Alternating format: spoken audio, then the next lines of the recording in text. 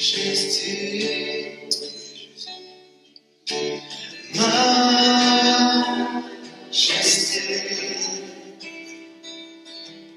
Ta grâce m'a trouvé tel que je suis, sans valeur, mais pour toi, perle de nuit.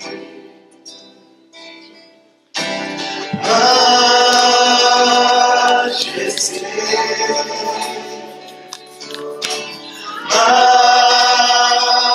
majesté,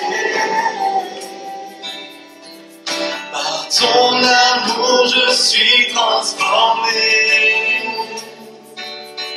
en présence de ta majesté, majesté, majesté,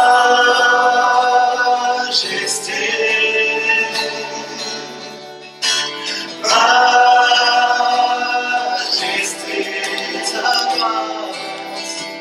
ta grâce m'a trouvé tel que je suis, sans valeur, mais pour toi, perle de nuit.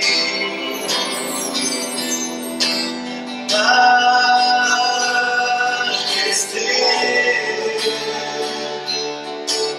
majesté,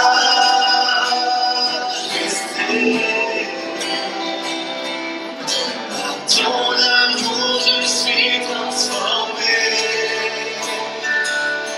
en présence de ta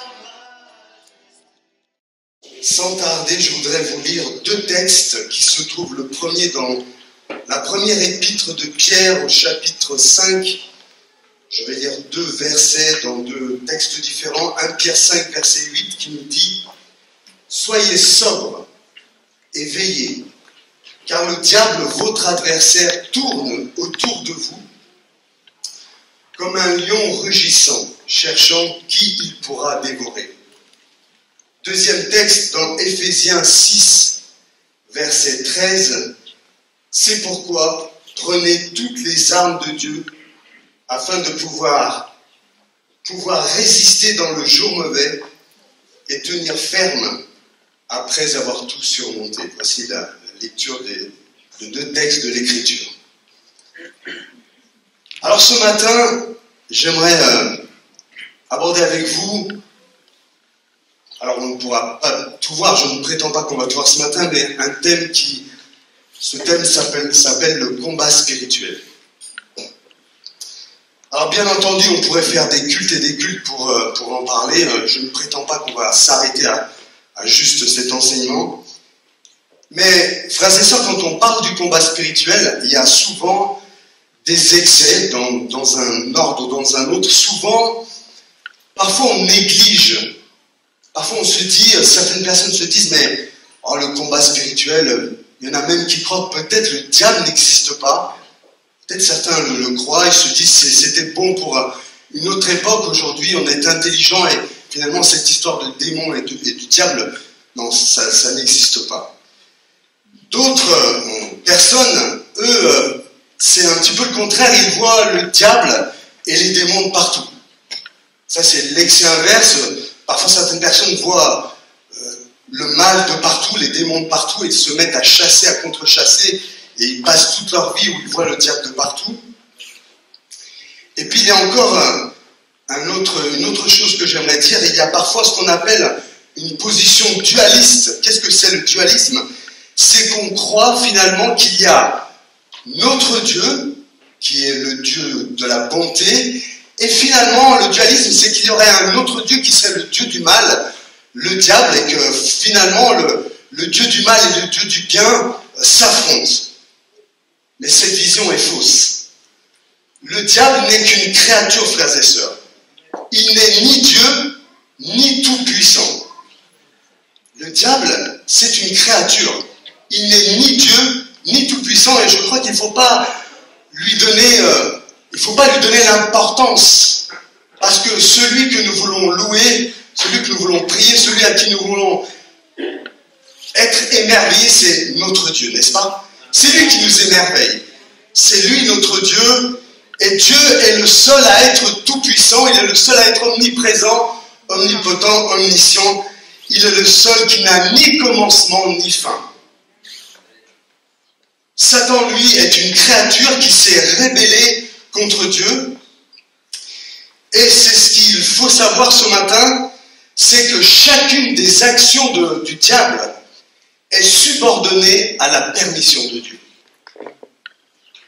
Rien n'échappe à Dieu, frères et sœurs. Alors après, ça pose tout un tas de questions, je ne vais pas les répondre aujourd'hui, mais tout est sous le contrôle de Dieu. Tout est dirigé par Dieu. Dieu sait toutes choses et le Dieu véritable. Nous le voyons d'ailleurs dans le livre de Job, où le diable doit demander la permission à Dieu avant de toucher Job. Vous connaissez l'histoire, le diable vient devant Dieu pour suggérer, parce qu'il y a cette suggérer et dire comme un procureur, il dit mais si Job, finalement il dit mais si Job t'aime autant et te fait tant de prières, c'est parce qu'il a un intérêt. Vous voyez, c'est ce que le diable dit à Dieu, il dit mais si bien sûr que Job t'aime, c'est normal, tu le bénis. Mais donc tout le monde t'aimerait parce que ce que le diable veut dire, c'est que finalement Job aurait un intérêt. Frères et sœurs, cette affirmation du diable est-elle vraie? Eh bien moi je crois qu'en tout cas Job, dans le livre de Job, on va constater que Job aime Dieu pour qui il est. Mais par contre, je me pose la question, et nous, qu'en est-il de notre amour? Est-ce qu'on aime Dieu parce qu'il nous donne quelque chose? Ou est-ce qu'on aime Dieu parce que la même question pourrait se poser pour nous? Est-ce qu'on aime Dieu pour qui il est? Alors il ne faut pas, je dis que Dieu est souverain parce qu'il ne faut pas avoir peur. La peur, ça nous paralyse, mais Dieu n'est pas le Dieu de la peur. Il bannit la crainte et toute forme de peur. Et au lieu d'avoir peur, tout croyant doit connaître quelles sont les ruses du diable. Parce que le diable est rusé. Il n'est pas omnipotent, omniprésent, omniscient, mais il a des années d'expérience et il est rusé. Or, l'Écriture nous demande d'être vigilants sur 2 points.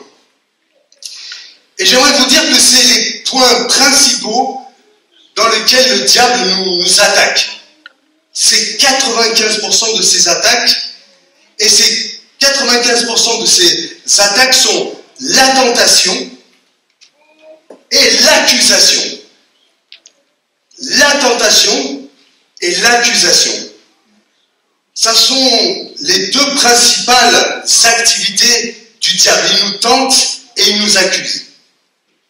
L'Écriture nous dit que Dieu, lui, ne tente personne. Dieu ne tente personne. Par contre, Dieu permet qu'on soit éprouvé, mais vous savez que le mot épreuve et tentation, c'est la même racine de mots, et c'est le Saint-Esprit qui amena Jésus dans le désert, mais c'est pendant qu'il est dans le désert, c'est le diable va tenter notre maître. Et j'aimerais vous dire que oui, Dieu peut permettre que vous soyez éprouvés pour que votre foi soit purifiée, mais pendant l'épreuve, le diable, lui, va vous tenter. Est-ce que vous comprenez cela? Dieu peut permettre l'épreuve pour que votre foi soit purifiée, mais pendant l'épreuve, le diable, lui, il va vous tenter. Et comme l'a prié notre frère, Jésus va lui dire, il est écrit. Amen. 3 fois. Il est écrit. Le but de la tentation est de nous rendre esclaves du péché. Le but de la tentation est de créer en nous des addictions de toutes sortes. Parfois, il y a des hommes et des femmes qui sont enfants de Dieu et qui sont addicts à plusieurs choses. Et c'est le but, c'est que nous soyons addicts à plusieurs choses. Or, quand nous cédons à la tentation, et ça arrive, qui n'a jamais cédé à la tentation? Ça arrive à tous. Mais quand on cède à la tentation, alors le diable va sortir sa 2e arme, l'accusation. Il est l'accusateur des frères. Satan en hébreu signifie accusateur. Il est l'accusateur. L'accusateur des frères, c'est le diable. Il vient se tenir devant Dieu, savez-vous pourquoi? Pour lui rappeler les transgressions de la loi. Et il sait que Dieu est juste. Est-ce que vous êtes d'accord? Dieu est juste. Dieu est saint. Dieu ne peut pas contredire sa loi. Alors il joue un rôle comme un procureur et Dieu ne pourra pas aller à l'encontre de sa loi. La loi de Dieu est bonne, elle est sainte. Alors face aux accusations du malin, quand le verdict devant la loi de Dieu c'est coupable, condamnation. Quand on a transgressé la loi, Dieu, cette loi elle est sainte, elle est bonne. Et il y a condamnation. Mais après cette condamnation, voici qu'apparaît notre avocat. Notre avocat Jésus, il est commis d'office. Il est gratuit. Vous n'avez pas besoin de payer. Cet avocat-là, c'est gratuit. C'est cadeau. Il est commis d'office et cet avocat, il va plaider ma défense, votre défense. Amen. Il va plaider. Alors l'accusateur peut dire, Carlos, il a transgressé ta loi. Et il mérite la mort. Le péché mène à la mort. Et Dieu qui est saint ne peut pas dire le contraire face à la loi. Mais Jésus entre en scène pour dire, Père, regarde mes mains percées. Regarde mon côté. J'ai payé la facture. J'ai payé la dette. Donc, verdict. Paul, Pierre, Jean, quel que soit ton prénom, tu es déclaré juste. Tu es déclaré juste, tu es déclaré non coupable. Comment? Amen. Tu es déclaré non coupable. Nous, des pécheurs, notre avocat, à cause de lui, alors écoutez bien, nous ne sommes pas justes. Nous sommes déclarés justes à cause de Jésus, notre avocat, qui a payé la dette. Mais pas parce que nous sommes justes. Mais attention, j'aimerais, s'il y a quelque chose j'aimerais que vous reteniez ce que je vais dire maintenant. Attention, certains croyants vont dire que le diable est si puissant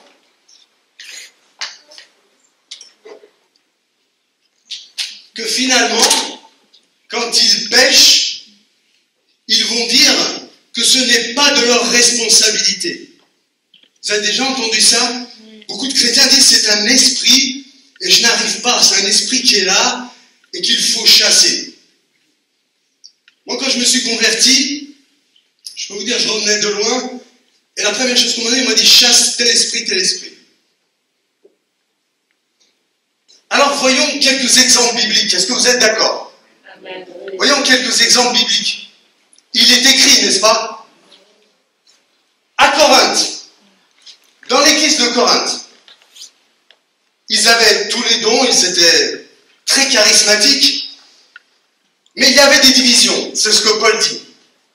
Il y a des divisions à Corinthe, et, sauf erreur, Paul ne dit pas chasser l'esprit de division. Mais il invite les croyants à s'accorder entre eux en disant qu'il n'y ait pas de division parmi vous, mais soyez unis. Il dit qu'il n'y ait pas de division entre vous, soyez unis. Autre exemple, quand il y a un problème d'inceste, Paul ne dit pas chasser l'esprit d'inceste, mais il leur dit exercer la discipline. Il dit excommunier le fautif, ôter le méchant du milieu de vous.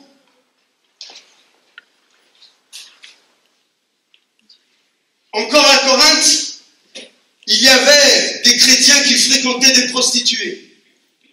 Oui, des chrétiens. Parce que il y avait une philosophie, la gnose. Et la gnose disait que le corps n'était pas important.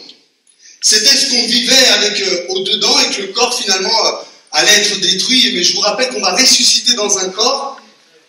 Et face à ces chrétiens qui vont voir des prostituées, parce qu'ils disaient, mais ce qu'on fait avec notre corps, finalement, ce n'est pas important. Il ne leur dit pas chasser l'esprit sexuel. Il va leur dire, vous êtes le temple du Saint-Esprit. Vous êtes le temple du Saint-Esprit. Vous ne vous appartenez plus vous-même. Vous avez été racheté à un grand prix. Il dit, vous êtes le temple du Saint-Esprit. Ce n'est pas vous-même qui vous êtes racheté, vous avez été racheté à un grand prix. Alors Paul va dire, glorifiez Dieu dans votre corps.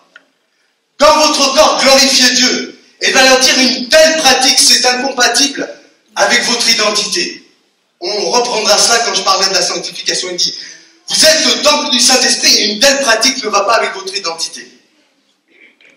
Un autre exemple, Paul ne dit pas chasser l'esprit de calomnie, de colère, de méchanceté, de grossièreté. Paul dit que toute amertume, toute animosité, toute colère, toute clameur, toute calomnie, ainsi que toute méchanceté soit ôtée du milieu de vous. Au verset 29, il dit, refusez de participer aux calomnies.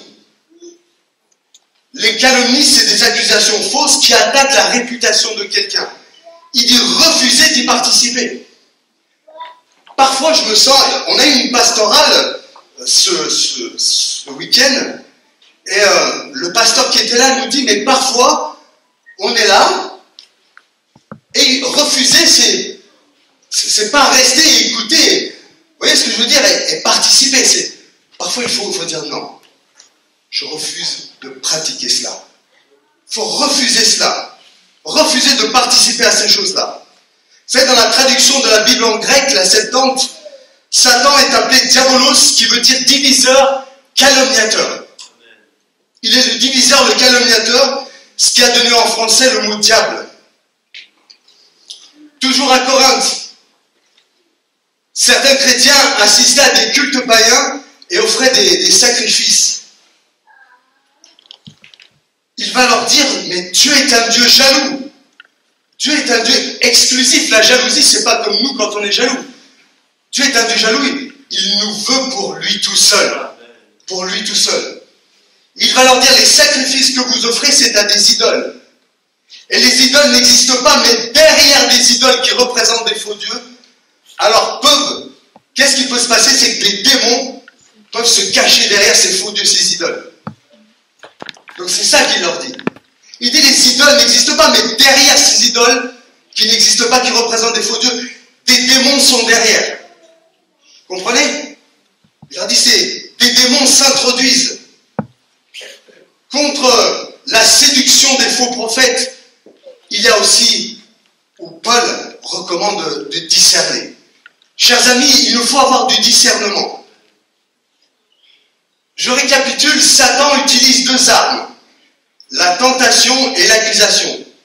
Il tente, il séduit, il inspire, il suggère dans nos pensées.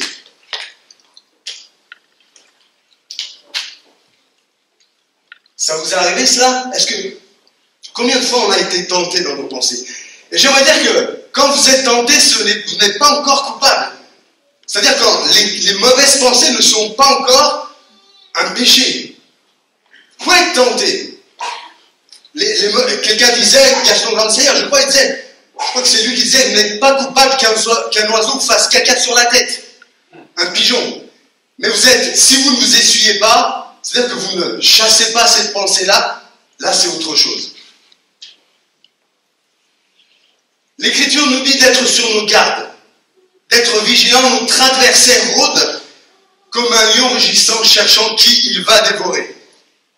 Alors que faire face à ce lion? Se soumettre à Dieu. Amen. Se soumettre à Dieu. Après, on lui résiste au diable une fois ferme. Mais si on ne se soumet pas à Dieu, on ne peut pas résister au diable. Maurice Ray, qui c'est qui a entendu parler de Maurice Ray, qui avait un ministère de délivrance, dit ceci, écoutez bien ça. On donne accès à notre adversaire quand on attend la victoire du Saint-Esprit, alors que le Saint-Esprit attend que j'obéisse à la volonté de Dieu. Maurice Ray, ministère de délivrance. On donne accès à notre adversaire quand on attend la victoire du Saint-Esprit, alors que le Saint-Esprit attend que j'obéisse à la volonté de Dieu. Ce n'est jamais, tout ce que j'ai dit dans l'église de Corinthe, ce n'est jamais la volonté de Dieu. Dans ce combat, nous combattons et Dieu nous donne des armes. Et rapidement, on va voir ces quelques armes. Mais je vais vous dire encore une petite histoire avant de parler des armes. C'est encore une petite histoire que j'ai entendue. Je ne sais pas si je vais bien la raconter, mais en tout cas, il y a un moment, il y a un petit ours, un petit ourson, qui se retrouve face à un lion. Qui c'est qui connaît cette histoire? Et ce lion est imposant face à ce petit ours tout petit. Et finalement, l'ours, il essaye d'être face, il se dit, j'ai pas le choix, je suis face à ce lion. Et tout d'un coup, il prend son courage, il fait le fort, mais c'est un petit ours.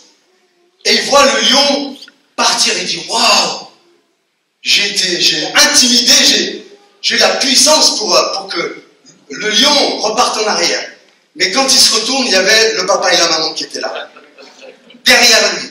Et j'aimerais vous dire, dans le combat spirituel, Jésus, c'est lui qui nous rend vainqueurs. Ce n'est pas par nous-mêmes. Parfois, on pense qu'on est comme un petit ours. Et derrière, il y a Jésus qui mène le combat. Avant de parler de ces armes, Paul dit nous, puisez vos forces dans le Seigneur. Puisez vos forces dans le Seigneur. Ça veut dire quoi? Puiser nos forces en Dieu, ça veut dire avoir une relation avec lui, très étroite. Sans avoir une relation avec lui, on n'a pas de force. Les forces nous viennent de Dieu. Alors avant d'enfiler l'armure, il faut se dépouiller. Il faut se dépouiller parfois de nous-mêmes et de nos vieilles habitudes. Avant d'enfiler l'armure, il faut se dépouiller de toutes nos vieilles habitudes. On ne peut pas avoir enfilé l'armure avec quelque chose d'autre. Il faut se dévêtir de notre nature ancienne. Alors à quoi sert cette armure? À attaquer? Écoutez bien ce que dit le texte. Revêtez l'armure afin de tenir bon devant les manœuvres du diable. Afin de tenir bon. La plupart des armes, sont des armes défensives. Elles nous sont données afin de pouvoir résister dans le mauvais jour contre les ruses de l'ennemi. Dans cette armure, il y a la vérité pour ceinture. La ceinture, c'est ce qui tient l'épée, c'est quelque chose de principal. La ceinture de vérité, c'est la parole. Le Christ a dit, je suis la vérité. Donc, ceindre ses reins de la vérité, ça veut dire se préparer au combat. On se prépare au combat, frères et sœurs. Et dans ce combat, le mensonge ne tient pas. Jésus est la lumière du monde. Jésus est ce phare de notre vision. Et ce phare, c'est la vérité. Il n'y a pas de combat avec du mensonge. Dites-vous bien ça, chaque fois dans le combat, il faut de l'authenticité. Il faut être authentique. Il ne faut pas faire comme si. Dieu est le Dieu de la vérité. Il est la vérité. Il est le Dieu qui nous veut authentiques. Il refuse le mensonge. Il est le Dieu de lumière. Les ténèbres, sous sa lumière, s'en vont. Mais il faut être dans la vérité. Puis, il y a cette cuirasse de justice. Et nous l'avons dit tout à l'heure dans le combat, la cuirasse, ce n'est pas notre propre justice. Parce que vous le savez, notre propre justice, c'est comme un vêtement souillé.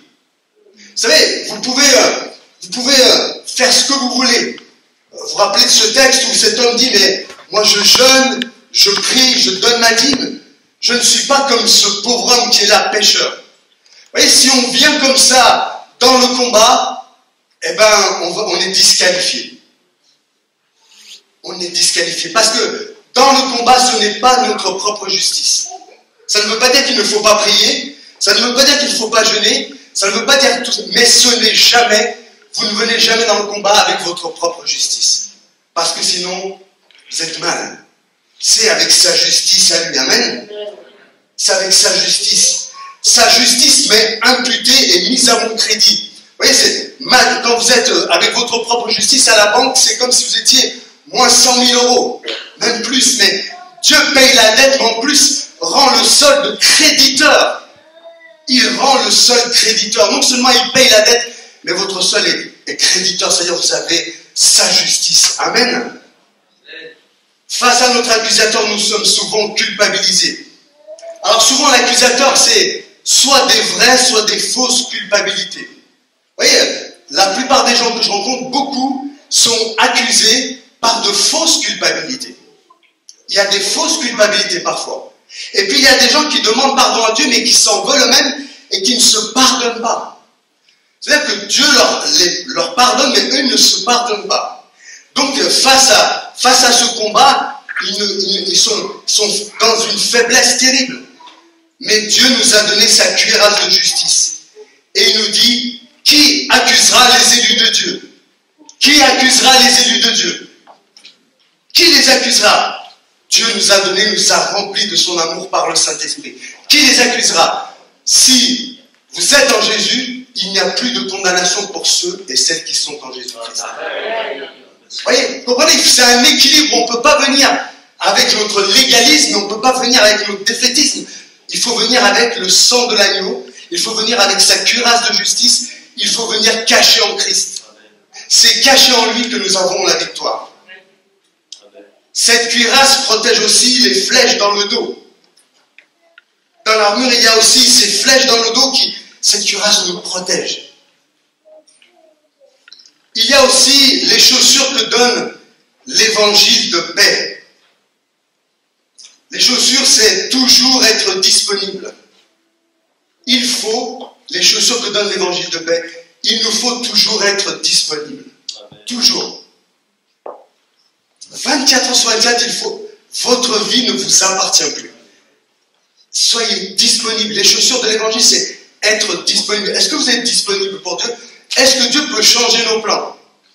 Est-ce que Dieu peut me dire, voilà, j'ai besoin de toi pour telle ou telle chose? Ou est-ce que je dis, non, Seigneur, là j'ai mon plan.